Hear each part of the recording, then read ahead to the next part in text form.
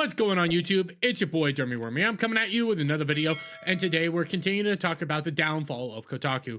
Now, this story started about last Friday or so, in which we had Kotaku's editor-in-chief step down from the actual role, actually roughly 2 weeks after the big Sweet Baby Inc. article that net Kotaku so much money. Well, because of this article and because Kotaku's basically a laughing stock and nobody really takes them seriously, Geo Media, the parent company of Kotaku and then a company that owns basically all these other companies right up here on this massive little area, decided to come out and say, hey, Kotaku, instead of writing news and doing like crap journalism, let's be real fair here, it's crap journalism. We want you guys to start making game guides and stuff like that, tell people how to play games, you know, do actual work.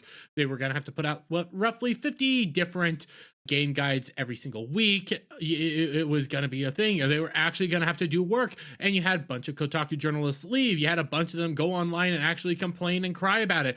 Alyssa Mercante was one of them. You had this little guy here, Levi L. Wilson. I don't really give a crap, complaining about it. So many Kotaku journalists complain about it. Well, it's starting to look like Kotaku kind of stepped down, because you come over here from Banding Ed Comics. Kotaku aren't owners. Geo Media reportedly backed down from fully shifting site from news to guides after editor-in-chief to resign, staff pushback. And I'm not going to say it's staff pushback. I'm going to say it's more staff leverage, because you scroll down here to Alyssa Mercante. She tweets this out. Kotaku staff had somewhat productive meeting with management. Expect news to continue coming from us, at least for now. Your support and your voices certainly helped, so thank you. No. What it was Alyssa Mercante found a way to leverage herself into some of the things that she's been doing right now to keep her job and potentially go for the editor-in-chief position. And you want to know who called that out? Grums. Because yes, this is an old screenshot, but this is a thread that actually kind of paints the picture very well. Kotaku editor Alyssa Mercante has a weird grudge against Melanie Mack and wants to fight her. Now, she has convinced Kotaku to let her write a hit piece on Melanie, calling out to anyone with rumors for ammo. This is not journalism, it's anger and a power play. That's what's going on here. So yes, it looks like Kotaku isn't stepping away from journalism, but instead what they're going to be allowing is Alyssa Mercante to do hit pieces. Hit piece after hit piece after hit piece. That's where they're going to be going with this from now on, because that got the money. You scroll down here to this post from Alyssa Mercante herself, the fact that leadership wanted to aggressively pivot what Kotaku does in the midst of a harassment campaign levied against me and the site for an original piece of reporting that was the second most read story for over a week is telling, mama. Now, you start wondering there, okay, wait, one, it's levied against her. Well, she wrote a massive hit piece against Cabrutus and Sweet Baby Inc. detractors and people calling it out, basically making the company a lot of money, but this wasn't a good journalistic outing. This was her making herself the story, making herself get more PR and everything from that, and putting a hit piece out. That's all it was. And a lot of people, yes, clicked on it. They got a lot of money from the clicks, but they were clowning it and making it a laughing stock. That's the reality here. So Alyssa Mercante's whole plan now is to outright change everything in hopes to probably get the editor-in-chief position by making rage bait hit piece articles over and over and over again. As you continue to scroll down, you get more of these. This one, as Alyssa fights over the scraps at Kotaku, she has been very busy drumming up PR for herself. A combination of nerd baiting tweets and an interview with CBC, Canadian Broadcast Corp, and Nerds of Culture is an obvious attempt to curry visibility.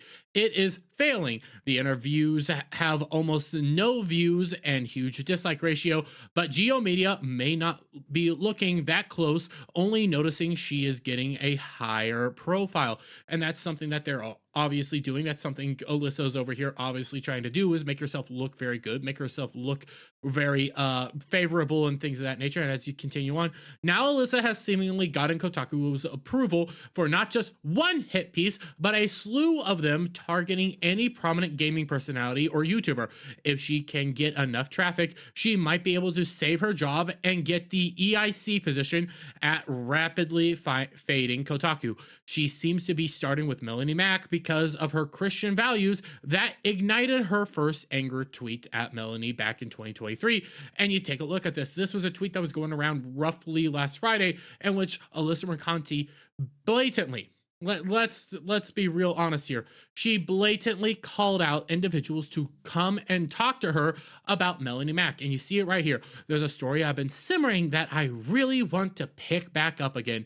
If anyone has any connections to a prominent female Twitch streamer / gaming personality who leans very hard into Christianity and homophobia, DM me or email me at a link in bio. And then you get her quote tweeting it saying, also, if you personally know any decent popular gaming personality / streamers who have seen a meteoric rise in popularity shortly after adopting more reactionary views, DM me / email me. This is her plan. This is her whole ploy to continue working Kotaku and trying to get Kotaku to actually work. It's rage bait hit piece garbage content. Some of the worst content out there. I know they like to say YouTubers are just rage baiters, they clickbait, do all that kind of stuff. But at least when we, clickbait you and stuff, we're at least giving you the actual news from our actual perspective. We're giving you it's not really journalism, but more opinionated content based on the actual news that is coming out. What she's doing is saying what she's actually a journalist. But in reality, a good example of this is her last article. Sweet Baby Ink doesn't do what some gamers think it does. This was a full-on hit piece filled with lies, misinformation, and failed to actually address the actual point, which was Sweet Baby Ink came after Cabrutus. They ignored that fact. They ignored all the facts and just began a major hate campaign and harassment campaign against gamers themselves. But because this article got her a lot of money, a lot of views, and a lot of clicks, that's what she's going to try to keep doing over at Kotaku, turning it more into a garbage website, more into a joke of a website, and hurting your website's reputation anymore. I didn't know it could actually drop any lower, but apparently it possibly can. But we continue on. Grums does point out that Melanie Mac did respond to this, and they have been talking back and forth. I don't know where this is going or anything like that, but Melanie has engaged. Melanie and her are discussing this and hoping to possibly get thing out of it. I don't think Alyssa's going to take Melanie's words at all. I don't think Alyssa's going to treat Melanie with any sort of respect, and is probably going to manipulate and change everything around to hurt Melanie Mac. But it's not just Melanie Mac that she's going after. I already showed you this one where she blatantly says, hey, send me anybody that has seen this meteoric rise by taking on reactionary content. Came out today that now she's going after Asmongold. I poop you not. She's going after Asmongold now. Possibly the most milquetoast individual I have ever had the likelihood of seeing on screen. A guy who I'm not a huge fan of, a guy who I don't really give a crap about. But she's going after him. Why? Because he's popular. Because it gets that clicks. Because she knows this is rage bait hit piece drama content that will potentially get Kotaku some money. The problem is, by doing this, you're making Kotaku the largest laughingstock around and can possibly ruin the site even more because nobody's going to start clicking on it.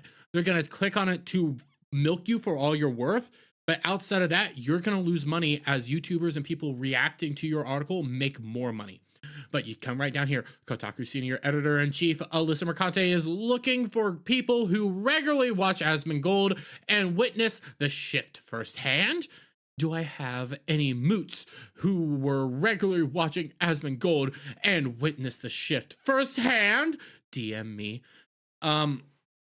As a guy who's not a huge Asmongold fan or an individual who doesn't really care about Asmongold, I can tell you right now, Asmongold really hasn't changed from being what Asmongold always is. He is a commentator, reaction streamer, individual like that has his points of views and his opinions don't really change. He hasn't personally changed as an individual. He's still very much on the left.